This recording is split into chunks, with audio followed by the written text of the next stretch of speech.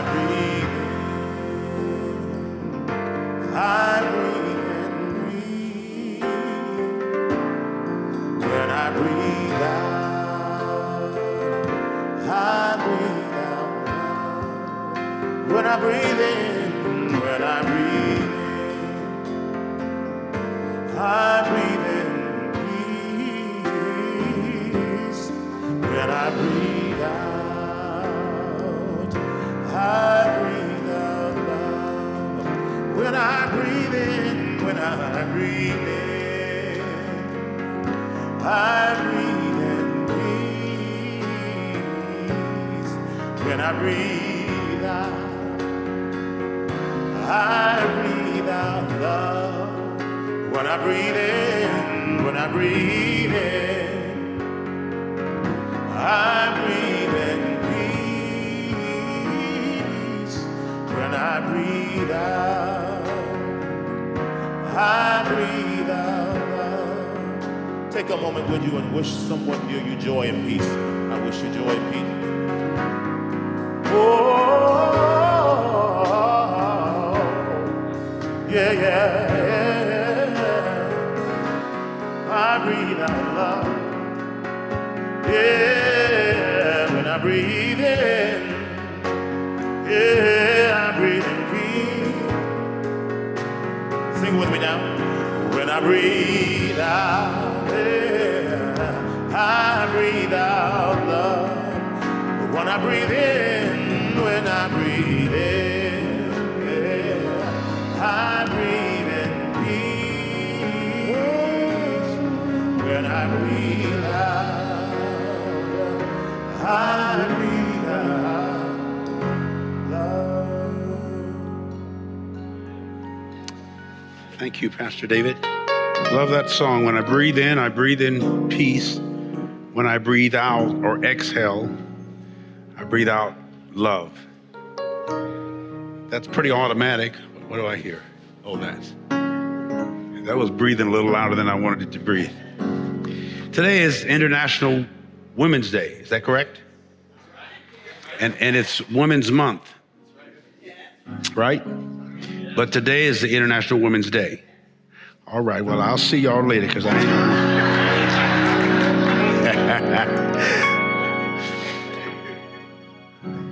The first woman that a man ever loves is his mother.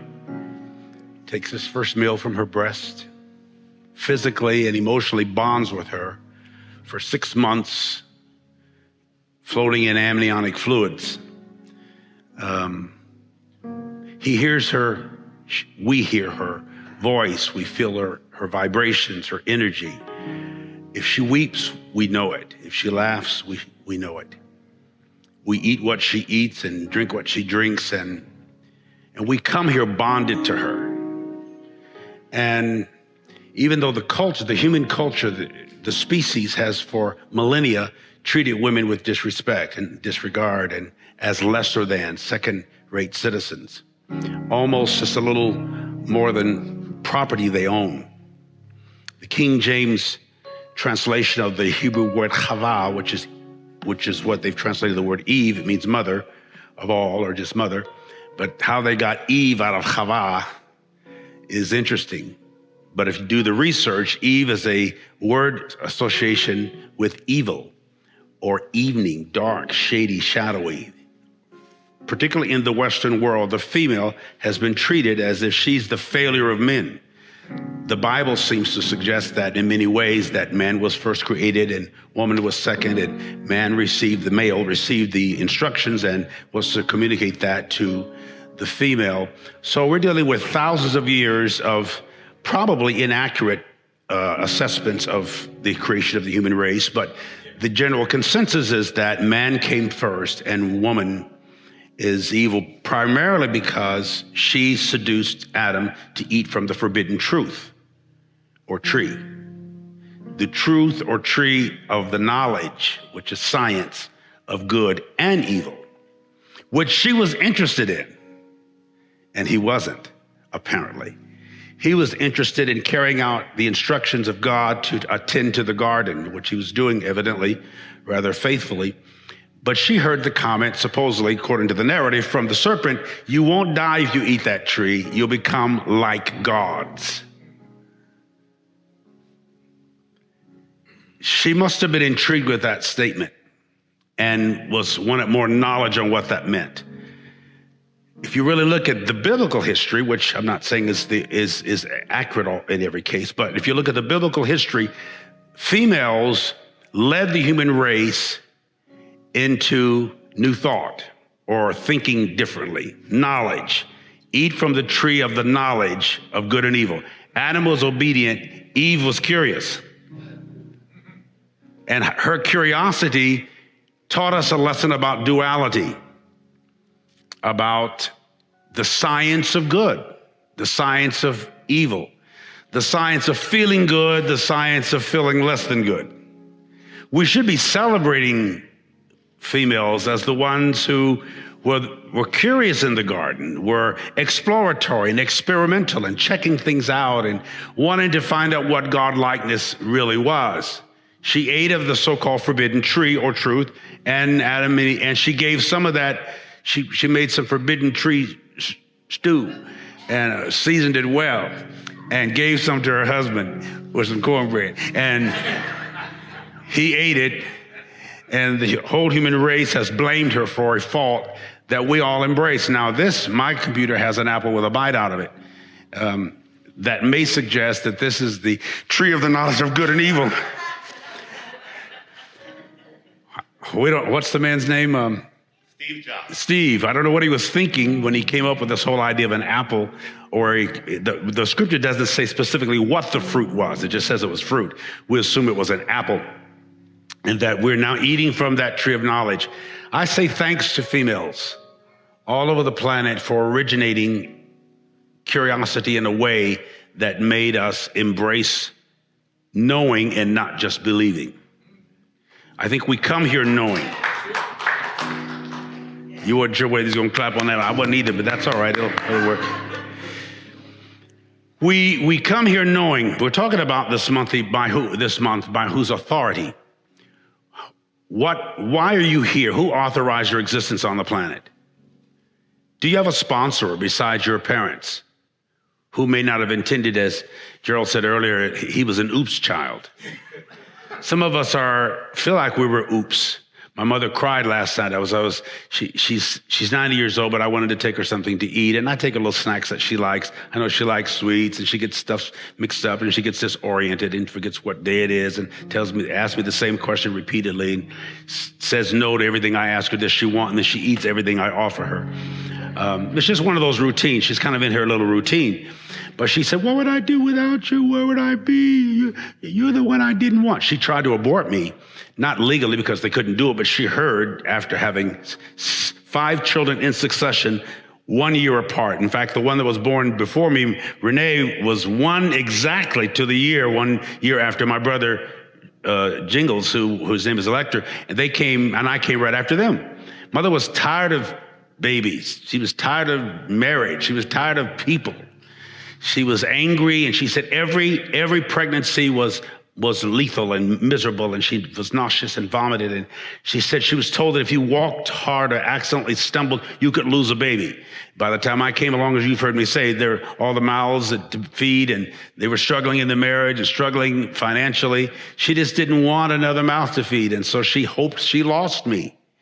And now she says, and you're the one that's taking care of me. I said, well, sweetheart, if I wasn't here, one of the other ones would take you. You have 6 living children, and all of us would do, yeah, but you're the one that... I said, well, put me in your will for nothing. My daddy left me in his will for a brush, and I still have it. His favorite brush. And a shoebox he made 70 years ago. We still have it. I just don't know where it is. But it made me think about my mom and my dad and my origins, or some idea that produced me, or some idea that produced you. What are you doing here? Why are we here? What's our purpose? Who authorized? So I titled it Authenticity and Personal Authority. And I like this statement. I don't know where it came from. God is a comedian who plays to an audience that's too scared to laugh. God is a comedian who plays to an audience that's too afraid to laugh. Authenticity. Who is your authorized? That's what that word. Who sponsored your existence in consciousness? Why do you think? And most of us like to do ancestral. What is it? Ancestry.com and look out and find out. Everybody's trying to find some Native American in them, because that's the only race you can be part of and get something free.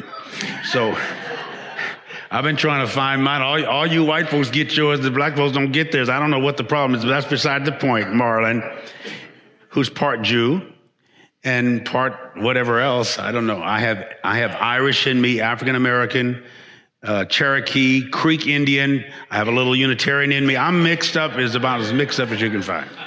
And I'm liking me more and more. But authenticity is the quality of being authentic, being undisputed or genuinely you.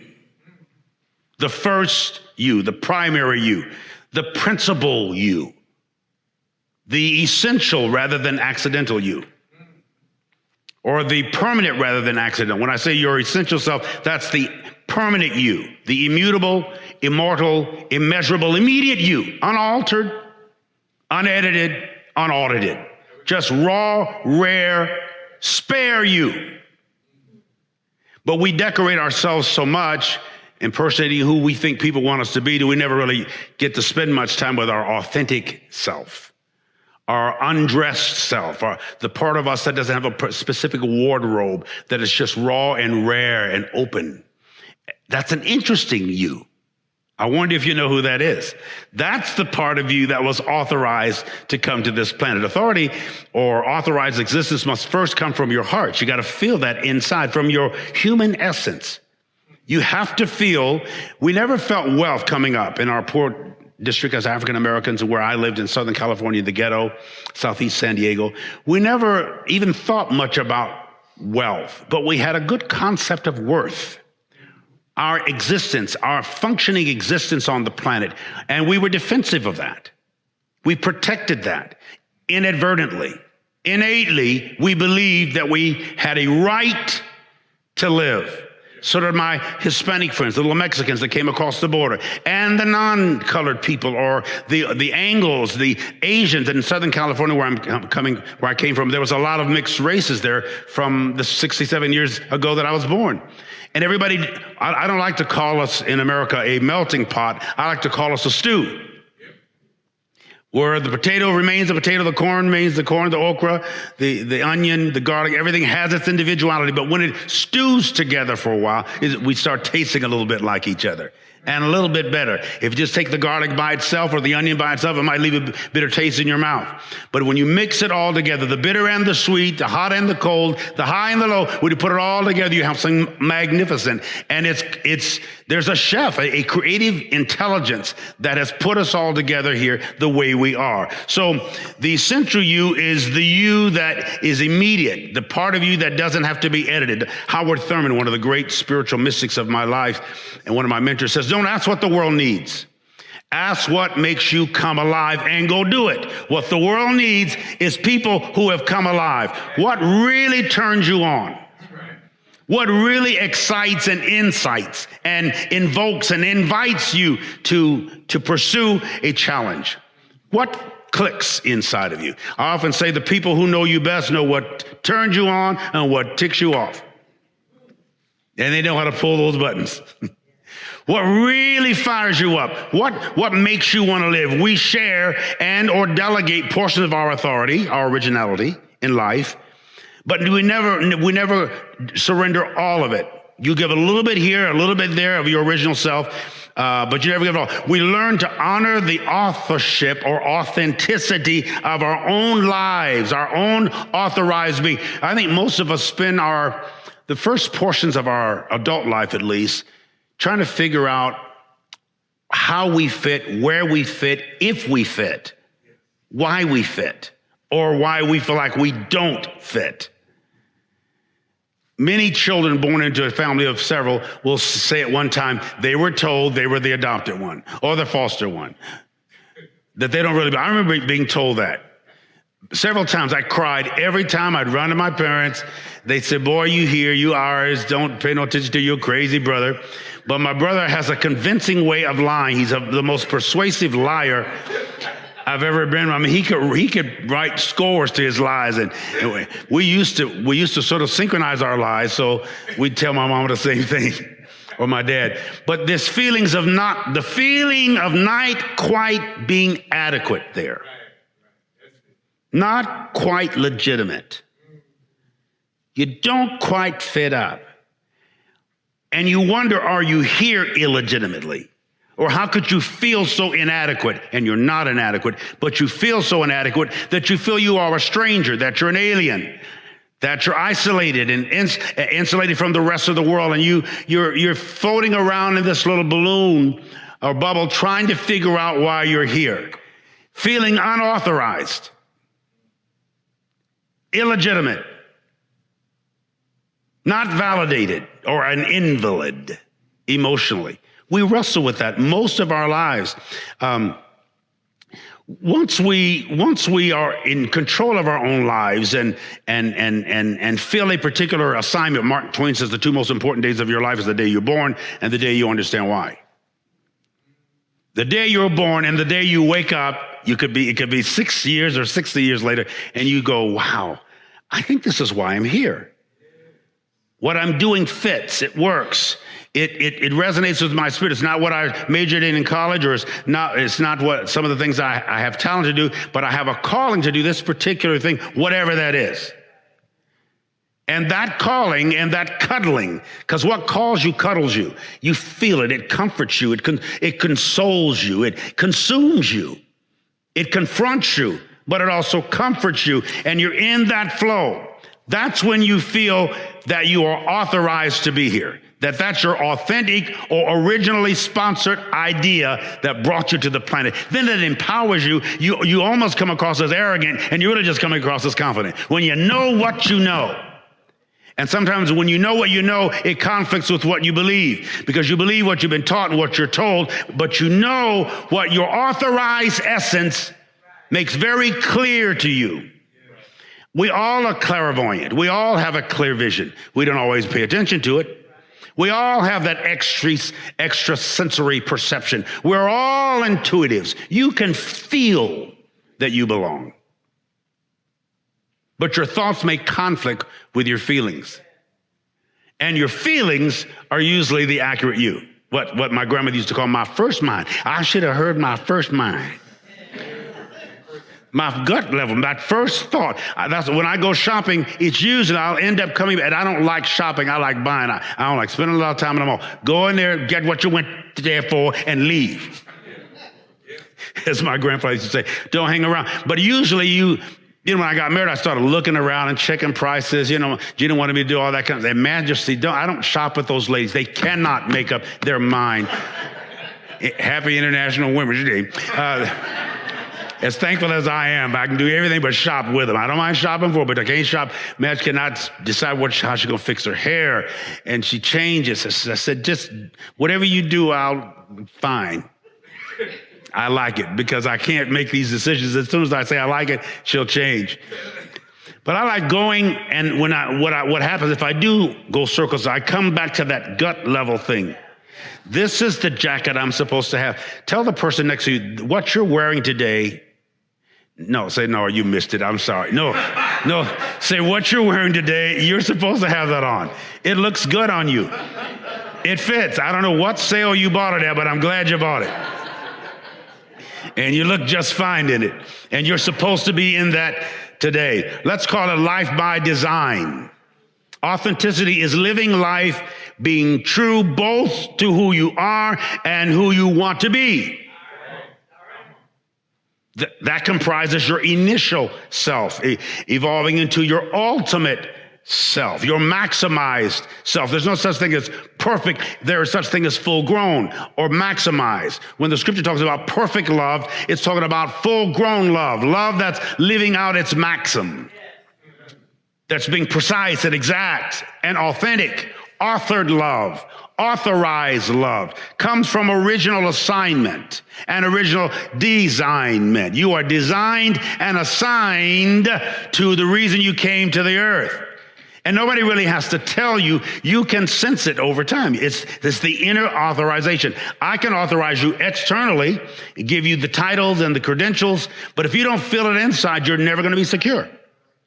You can have all kinds of letters behind your name and all type of official positions, but if it doesn't resonate with your spirit, you'll never feel legitimate. You'll never feel adequate. You'll never feel authorized. When you feel authorized, even if you perceive yourself to have made a mistake or a misstep, you make it with great authority. You just do it. When you look around, it's done. Folks may scream and holler and fuss and cuss, but you did it because you had to do it. One of the first prophecies I received was from Cliff Talbert's mother, actually, Mary Talbert, years ago, and I didn't know her. Sweet little country lady from Mississippi, and she said she had a word for me. And her word was, and I was just a freshman in college, and I remember her saying, for the first thing she said was listen. She didn't say listen, she said listen. I said, you can't even talk right now. How are you going to prophesy? I mean, listen. But she was saying, listen to God. And I knew when she said it, it was authentic.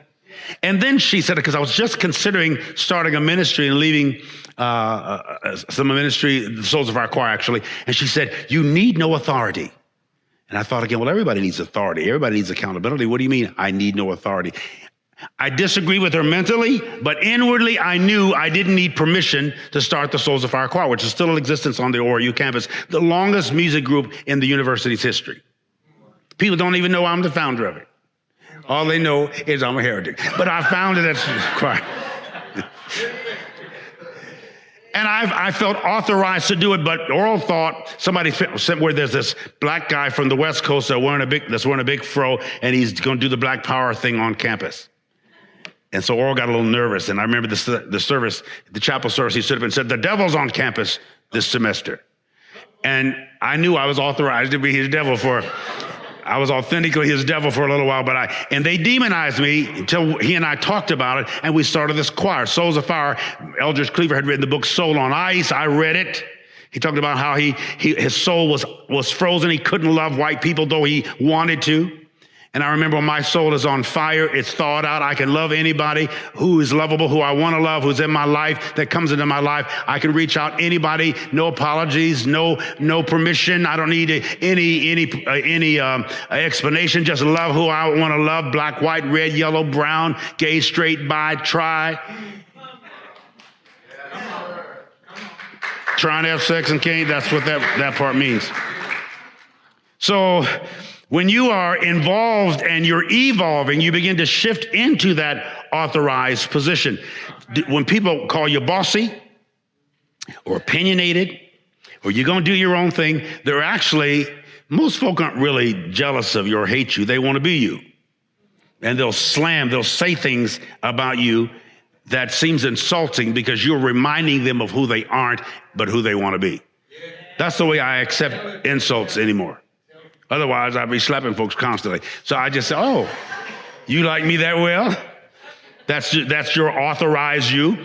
The scripture says, New Testament, Matthew, Mark, Luke, the Synoptic Gospels, all tell of an occasion when the chief priests, the scribes, the scribblers, those who translate scripture, and the elders asked Jesus, by what authority are you doing these things? These miracles, these teachings, this preaching, and who gave you this authority? Matthew, Mark, and Luke. The Greek translation for the word authority is exousia. It means designated authority. Authority with design. Delegated, designated authority.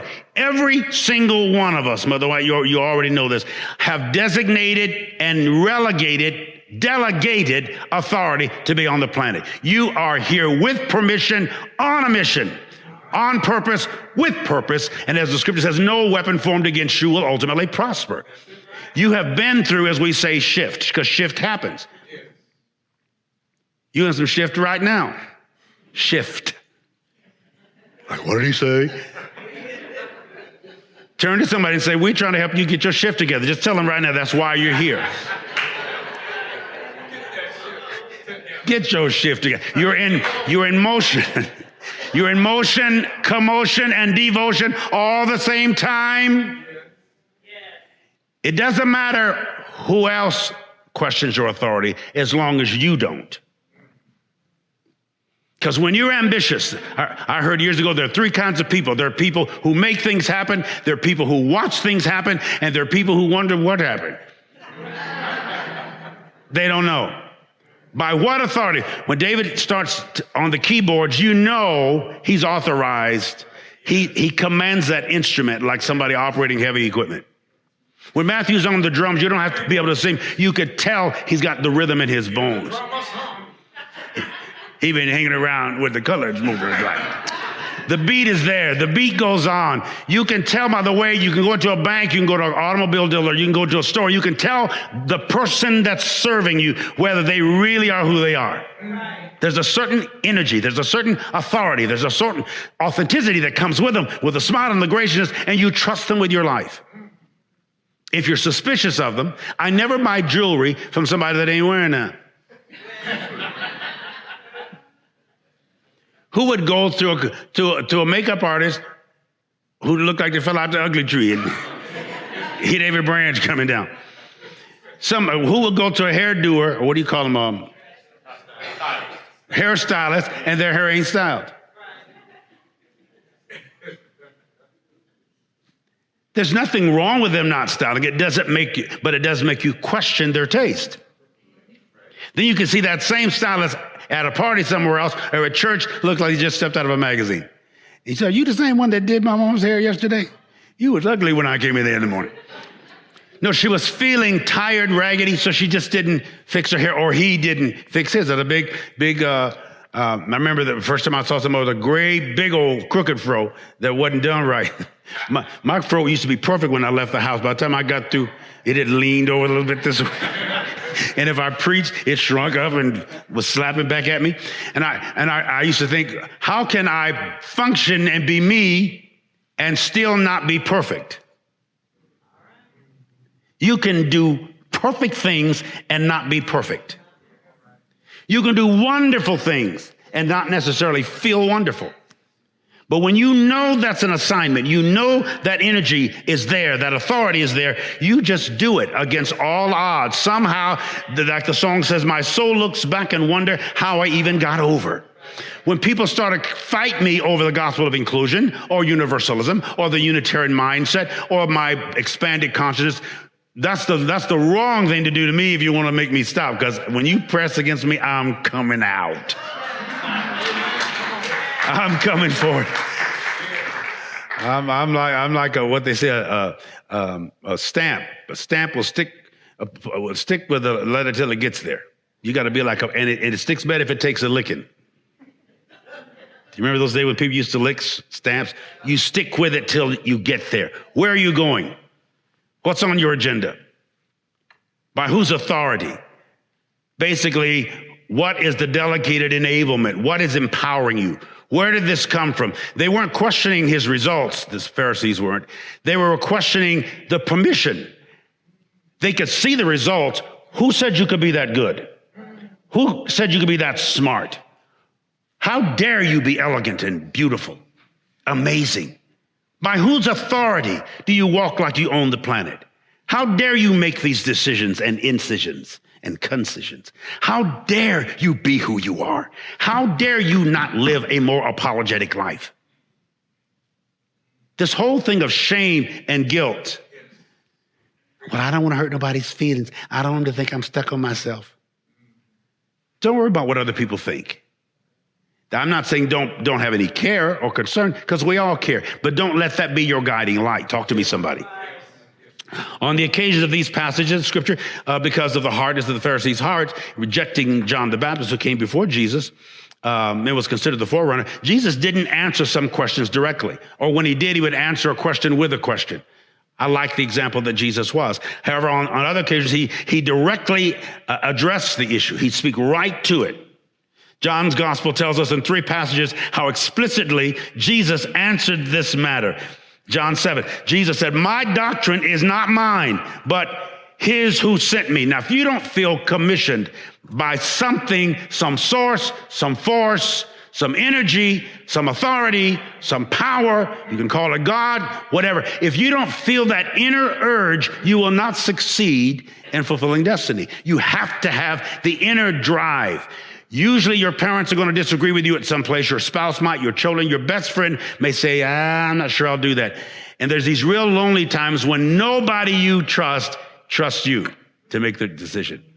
That's when you got to get out there and kick it in. When nobody understood, nobody felt the drum beat or heard the same sound, but you realize that you're having a deja vu, that we came to this plane net or plane of consciousness knowing why we're here. And then, as you've heard me say many times, through spiritual amnesia, you forget why you came, and that's when you panic. As long as I feel the unction and the urge that what I'm doing is right, I do not panic. I do not freak out. I don't have to have money, support, friend. But when I know I'm doing what I came here to do, no weapon formed against me will prosper, and it won't. Turn to someone and say, I'm here with purpose. Come on, say it. Say it. I'm here with purpose.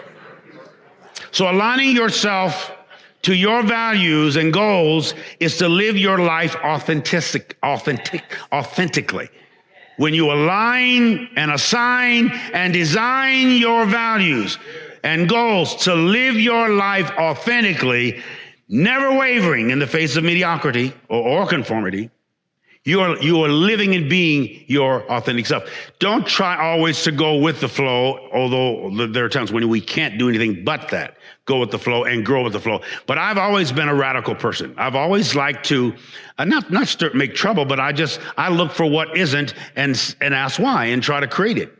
I see the missing places and spaces. I saw something in my theology. I saw something in my philosophy. I saw something in my psychology that grated against my spirit, things I had accumulated over the years from believing rather than knowing. You know, when my mama or dad said, boy, you know better than that, that meant a whipping was coming.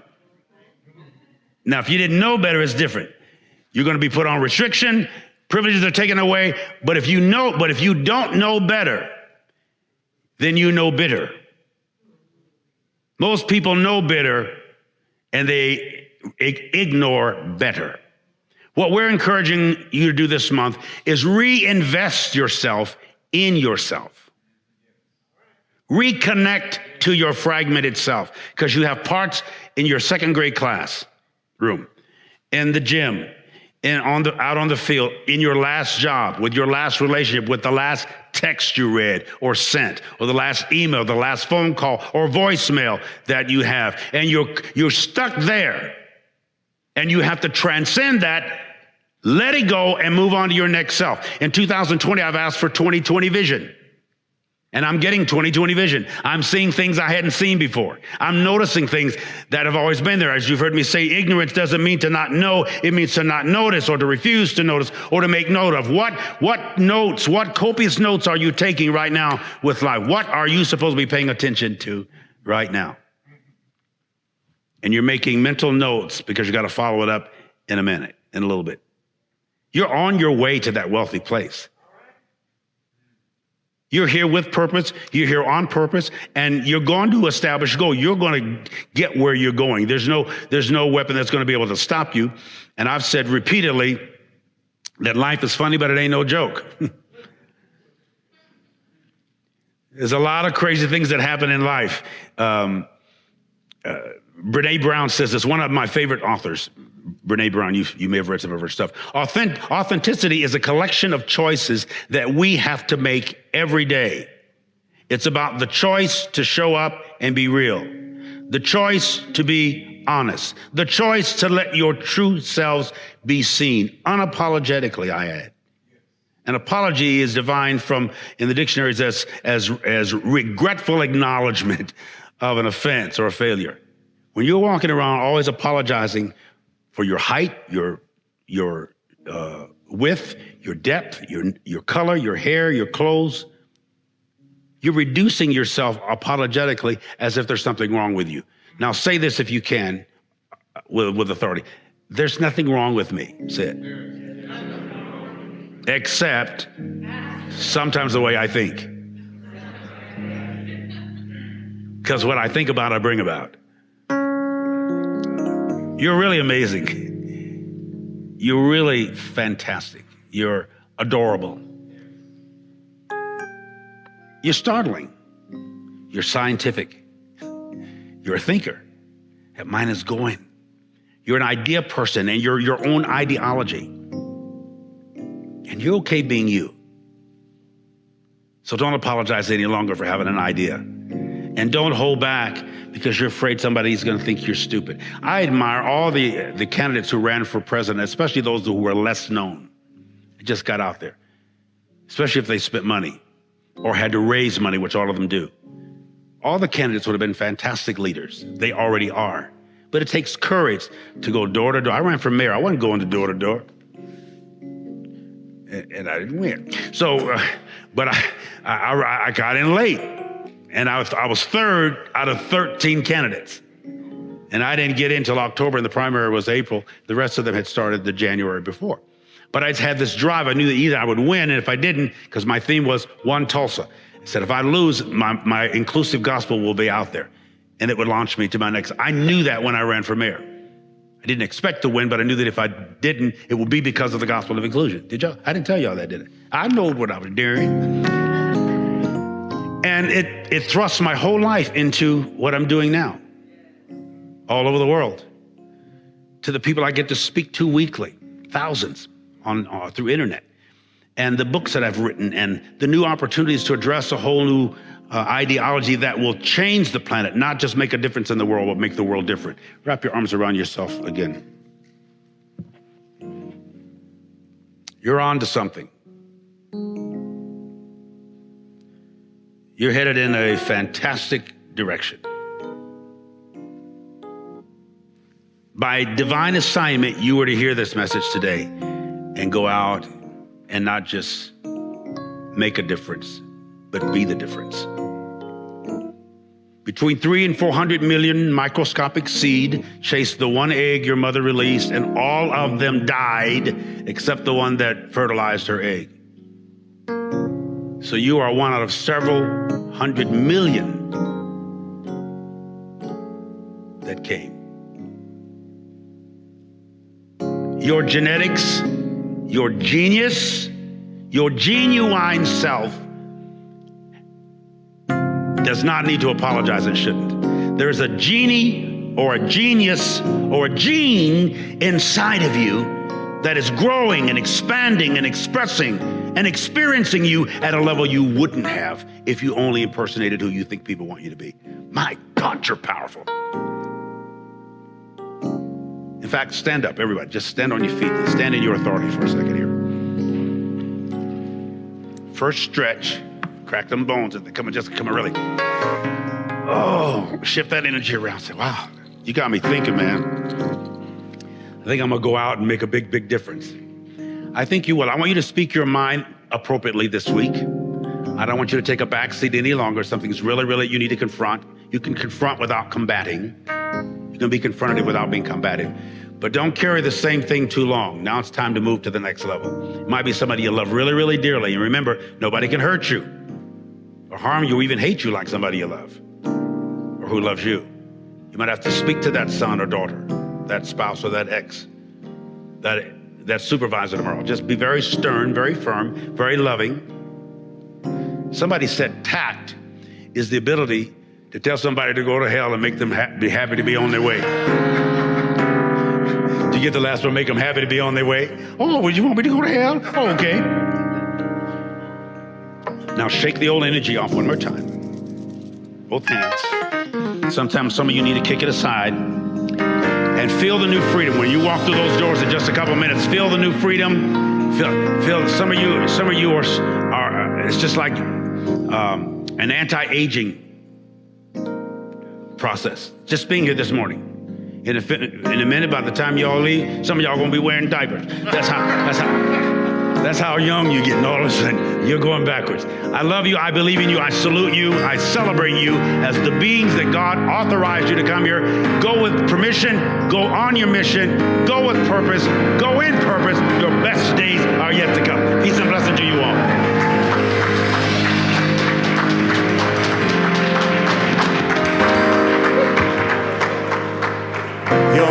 brother, you're my sister, so take me by the hand. Together we will work until we're done. There's no foe that can defeat us when we're walking side by side. As long as there is love, we will stand. You're my brother, you're my sister, so take me by the hand. Together we will work until we're done. There's no foe that can defeat us when we're walking side by side. As long as there is love, we will stand. Hey, we're so happy you're visiting with us online today. We love connecting with people all across the country and around the world, sharing our powerful message of love beyond belief. There's something new happening here. You can now join All Souls as a virtual member. Our virtual membership is designed for friends who live outside of Tulsa, Oklahoma, and who want to engage with All Souls in a meaningful way. You can be part of an expanding family, a global family really, wherever you are. If you live in Oklahoma, Ohio, or Orange County, California, Canada, or Cameroon. By becoming a virtual member, you'll be able to deepen your connections with members and friends here in Tulsa and with members wherever you are. Each week, you'll receive special All Souls content tailored for you, our virtual members. Virtual members have access to pastoral care, to personal prayers, and also receive invitations to exclusive web events. You can learn more, and if you're ready, you can become a virtual member today by visiting allsoulschurch.org/virtual membership. We're grateful our ministries are having a positive impact on your life, and we want to share the good news of love beyond belief with more and more people. So no matter what, we need your support to keep this ministry growing and thriving, so please consider making a gift today. You can do so by texting LOVEBB for Love Beyond Belief to 73256 or simply visit our website. You are a blessing in our lives. May you be blessed and be a blessing.